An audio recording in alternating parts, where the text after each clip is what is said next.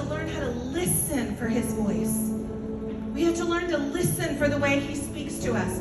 He speaks to me out of loudspeakers in movie theaters. He speaks to me in dreams. He speaks to me through cars. He speaks to me in a lot of ways. He's going to speak to you in your own unique way. We've got to learn how to tune our ear, our antenna to hear him. We've got to expect his guidance. Like, I don't walk around wondering if God's going to speak to me. I expect him to speak to me. Why? Because he said, my sheep know my voice. So I'm listening for him. I'm expecting to hear from him.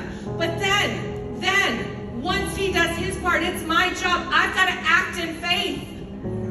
I've got to do the very thing that he's told me to do, even if it doesn't make sense. Even if it feels like it's hurt or it's might going to embarrass us. And I'm going to do this day in and day out, every single day. Day in and day out, every single day. One of the best stories I have ever heard of the way Holy Spirit works in the life of a believer, I heard quite a few years ago. Bible teacher Beth Moore was traveling from one speaking engagement to her home in Houston, Texas. And she was sitting in the airport of whatever city that she was in. It was a packed airport. Every seat was taken. Everyone kind of talking on their phones, minding their own business, reading books.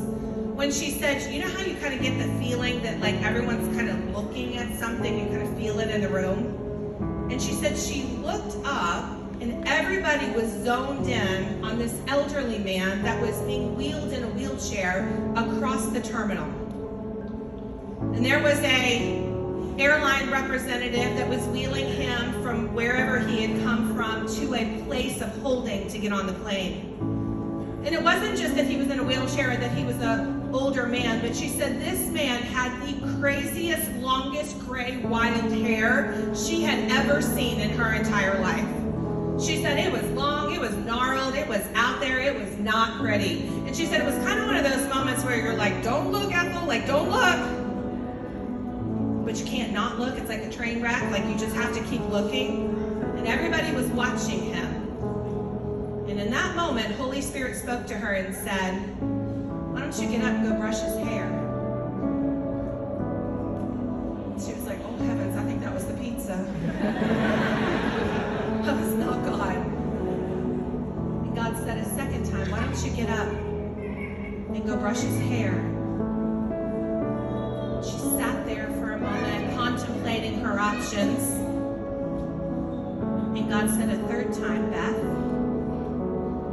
why don't you get up and go brush his hair? So she got up and she made her way over to him.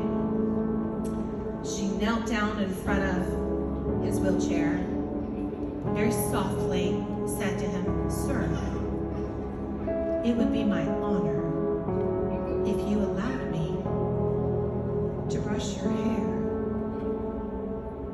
And he said, hey, Missy, I can't hear so well. If you're going to say something, you're going to have to speak up.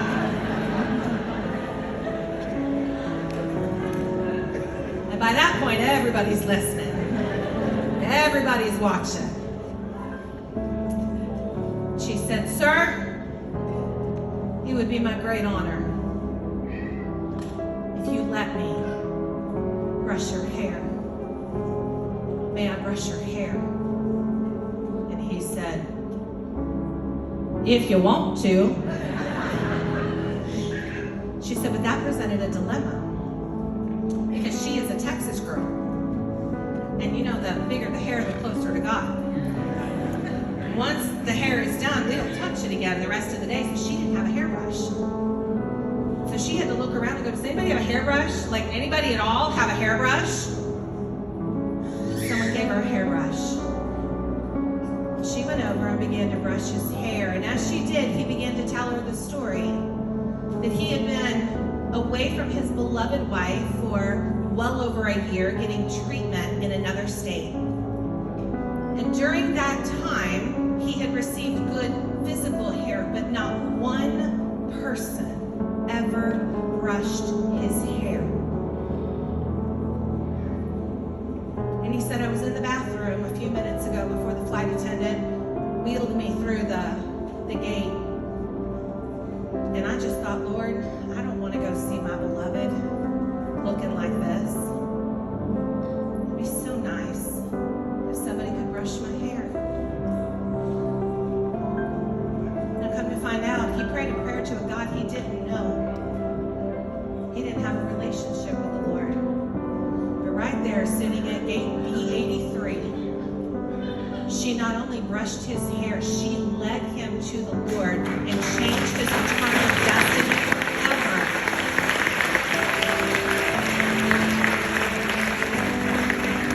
That's Holy Spirit. That's who Holy Spirit is. There are some of you in the room today, you need to go brush somebody's hair. There's some of you in the room today that you need to apologize to someone. And I don't mean I'm sorry. I mean I am gutted. And I'm so sorry. And there are some of you in the room that you need to forgive somebody who will never say the words I'm sorry to you.